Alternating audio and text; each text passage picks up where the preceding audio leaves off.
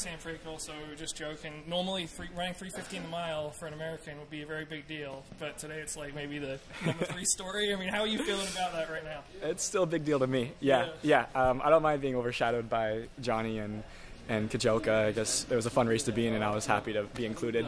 You know, last week after USA's, they couple coaches came up to me and invited me to hop in this field, and I mean, it was a no-brainer to agree to do it. Just kind of nothing to lose, all to gain by hopping in a fast race and seeing if we can get the standard. And yeah, I mean, the goal was 3:53, and felt pretty good throughout the race, and knew we were running pretty fast, so just got excited with 400 to go and closed pretty well, and just followed Johnny around. So yeah, hey, good job.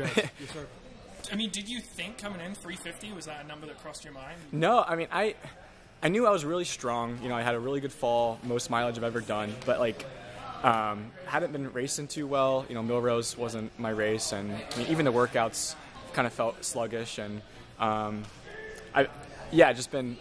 all the strength stuff felt really good. So I knew if we ran an even, I could maybe PR, and my PR before this was 3:54 outdoor. So I was like, if I can get under that, maybe get standard. But once I saw 3:50, I was just kind of in disbelief. Yeah.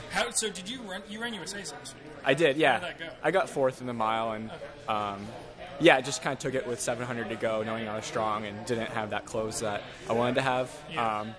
But you know, coming off a good taper, I knew I would feel a little fresher this weekend, so was excited to race. Yeah. Mm-hmm. And you're with Andy in Seattle, isn't it? Yeah. So I'm with the UW guys, and Andy still coaches me. Mm-hmm. But yeah, I mean, they got a bunch of snow the weekend of Millrose, so I've actually been down in Florida since Millrose, trying to get some warm weather and stay away from the cold. So I mean, that's been fun down there training, and it's really good running, and got some good workouts in, and I think that paid off. Where in Florida? Who have you been to? Jupiter, Florida. I'm with my... Jupiter, Florida? Yeah. Oh, that's a controversial place. Yeah, I know. Yeah, I was actually like up at USA's when that story broke, so I was like, dang. But I've been there with my girlfriend's parents, Katie Landwehr, her parents live down there, so it's just fun to visit with them, and you know, they put me up for a couple weeks, so that's nice. How was the running in Jupiter, Florida? It's actually really good. They have a couple parks with just a bunch of flat crushed shell, so nice soft surface, and you know, just miles and miles of like these canal trails, so it's really nice running. So Andy, I mean, I guess he's got a couple post-collegiates now. Was it tough did you have to convince him to like continue working with him after college, or how did that arrangement come about? He left it up to me. You know, he wanted to stay out of my decision, and I think deep down I wanted to stay with him because he was doing a good job of figuring me out and like kind of what workouts and what race plans work. And so when I hinted at him that I maybe wanted to stick with him, he said he also wanted that. So I think he was enthusiastic about continuing to coach me, and has been all in with it. So he's been great, and just looking to keep the improvement steady. You know, I kind of had a couple good years towards the end of college, and improving by like a second or two each year. So I knew if I stuck on that progression, I'd be in the spot that I want to be in for 2019 and 2020.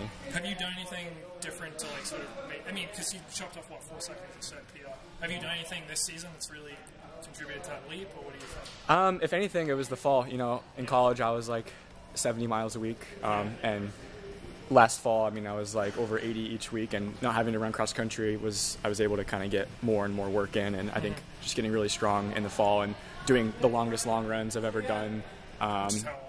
16. Like, I was never close to that in college, and doing that consistently, and just getting really strong, I think kind of helps run whatever, like we just even 29s today, just kind of being able to stick on that. Yeah.